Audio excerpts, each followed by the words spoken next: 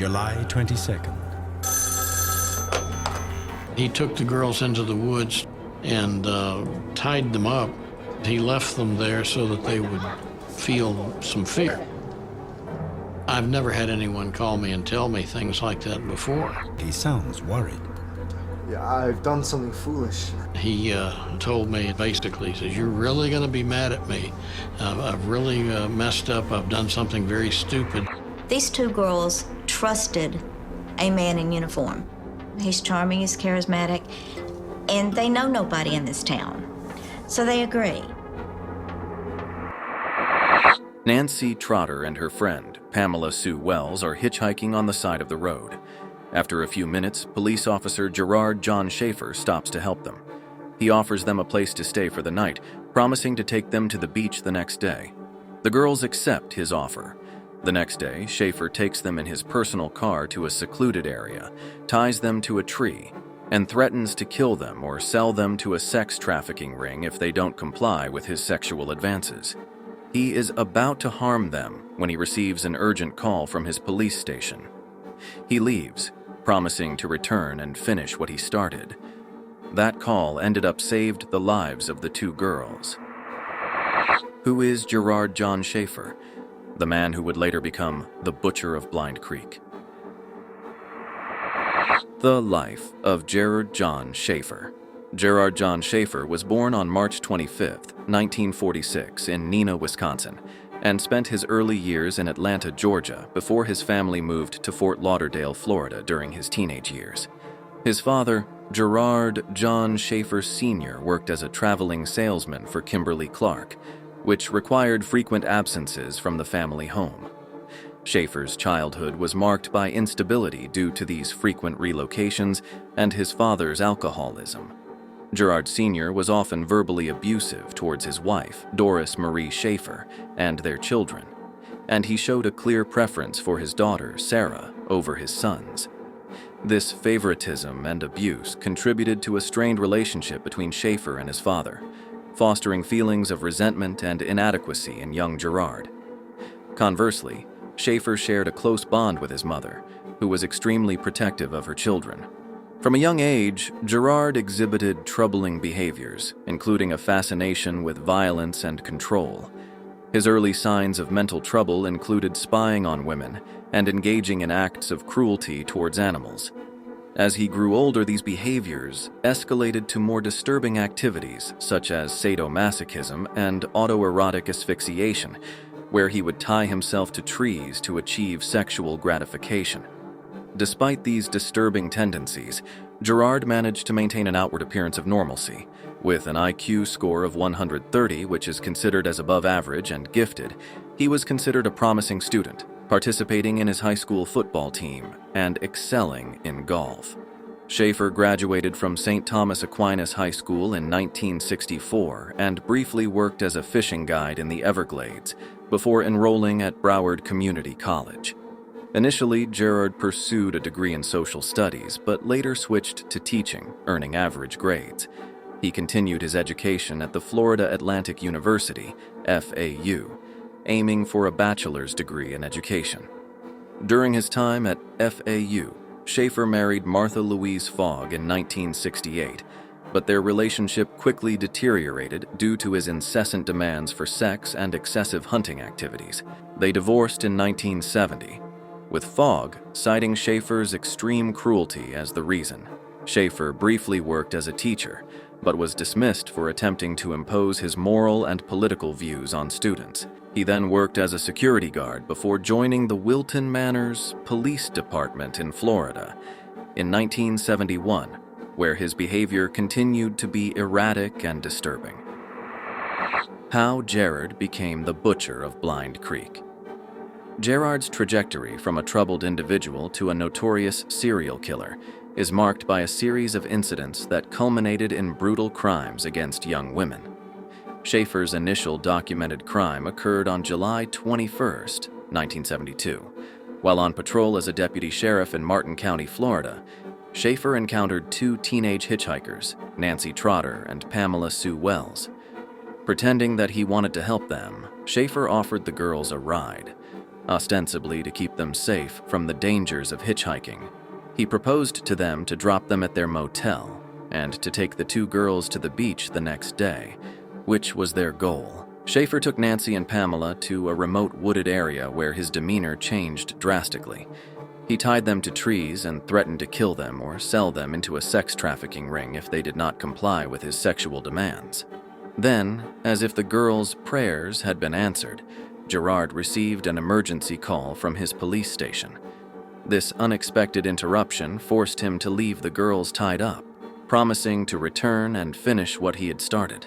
This call provided Trotter and Wells with the opportunity they desperately needed. They managed to free themselves and escaped to the nearest police station, which, ironically, was where their assailant worked. When Nancy Trotter and Pamela Sue Wells arrived at the police station to report their attacker, Gerard John Schaefer's reaction was an attempt to mitigate the situation and cover up his crimes. According to reports, Schaefer initially tried to downplay the severity of his actions by claiming that his abduction of the girls was a misguided attempt to teach them a lesson about the dangers of hitchhiking. He told his superiors that he had staged the abduction and threats to scare the girls straight, hoping to prevent them from hitchhiking in the future. Schaefer's explanation, however, did not convince his superiors. The details provided by Trotter and Wells about their abduction and the threats Schaefer had made were too severe to be dismissed as a mere lesson. Schaefer was quickly stripped of his badge and arrested for assault and false imprisonment. Despite the severity of his actions, Schaefer was released on bail, allowing him to continue his heinous activities. This incident marked the beginning of a pattern of abduction, torture, and murder that would reveal Schaefer's true nature and would make him the killer cop, the hangman, and the butcher of Blind Creek. The victims of the killer cop: Peggy Ron and Wendy Stevenson. Peggy Ron, a 9-year-old girl, disappeared from Pompano Beach, Florida on December 29, 1969, along with her friend, Wendy Stevenson, 8. The girls had gone to the beach separately, but met there by chance and began playing together. At around 1 p.m., they decided to walk to the parking lot to buy ice cream. This was the last time they were seen alive. A convenience store clerk later reported seeing a man buying ice cream for the girls. The clerk described him as a Caucasian man in his mid-20s, around 6 feet tall and 200 pounds, with sandy-colored hair and a humped nose. He drove a metallic blue 1966 or 1967 Chevrolet. Initially, authorities suspected that Peggy and Wendy might have drowned, but this theory was discarded due to the lack of bodies and Wendy's known ability as a strong swimmer. The investigation took several turns, including questioning a local man who had taken Peggy to the beach, but he was cleared after passing a polygraph test. Another suspect, Kenneth Guy Schiltz, a serial child molester, was also investigated. Schiltz kept a coded notebook that included an entry about Peggy and Wendy, Pompano Beach. However, authorities could not conclusively link him to the girls' disappearances, and he died in 1991. In a 1989 letter, Schaefer confessed to murdering and cannibalizing the two girls. The bodies of the little girls were never found. They were 8 and 9 years old. Deborah Lowe. Deborah Lowe was a 13-year-old girl from Broward County, Florida. She disappeared on February 29, 1972. Lowe was last seen leaving her home in Pompano Beach, Florida. Her family and friends initially hoped she might have run away on her way to school, but as time passed without any communication from her, the fear that something happened to her grew. After her disappearance, her school books were found in a trash bin a block from her home. Among the items found in Schaefer's home that connected him to Deborah Lowe were pieces of jewelry that were identified by her family. These included a distinctive locket and a ring that Lowe had been known to wear. Gerard John Schaefer was a colleague of Deborah Lowe's dad. Carmen Marie Halleck, a cocktail waitress, was last heard from by her sister-in-law on December 18, 1969, in their hometown of Fort Lauderdale, Florida. Halleck called her sister-in-law and told her that she had an appointment with a male teacher from the local junior college that evening. Halleck said that the unidentified teacher also did undercover work for the government, and that the meeting revolved around a possible employment opportunity for her, which would include international travel and a high salary. She purchased a pair of black patent leather pumps and told her sister-in-law she planned to wear the shoes that evening, along with a black cocktail dress. She was never seen again. Halleck's sister-in-law became concerned when she was unable to contact Halleck by Christmas Day, 1969. She checked Halleck's apartment shortly thereafter and discovered that Halleck's car keys, driver's license, and vehicle registration was missing. Her bathtub was full and her dog had not been fed.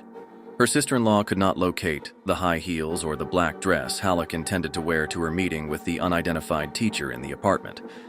Halleck's car was found abandoned in a nearby parking lot a few days later. There was no sign of her at the scene. 2 gold-filled teeth and a shamrock pin discovered that belonged to Carmen were later discovered at Schaefer's apartment. Susan Place and Georgia Jessup. In September 1972, Susan Place, 17, and Georgia Jessup, 16, were 2 friends living in Broward County, Florida. On September 27th, the girls planned to go to the beach, but they never returned home. The last time they were seen, they were in the company of Gerard John Schaefer. The girls had convinced their parents that he was a trustworthy individual who would safely accompany them to the beach. Schaefer, exploiting his position as a police officer, had earned the trust of the girls and their families. After the girls failed to return, their families grew increasingly worried and reported them missing.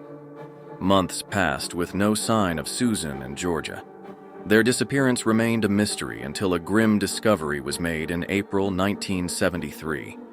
The mutilated and decapitated remains of Susan Place and Georgia Jessup were found in shallow graves near Blind Creek Beach on Hutchinson Island. The state of their remains indicated that they had been subjected to horrific torture before being killed. Their bones were scattered around a large tree, and the remains showed signs of being hung from the tree, suggesting a prolonged and agonizing death. Mary Briscolina and Elsie Farmer. Mary Briscolina and Elsie Farmer were 2 14-year-old girls who disappeared while hitchhiking to a commercial boulevard restaurant from a Lauderdale-by-the-Sea motel on October 23, 1972.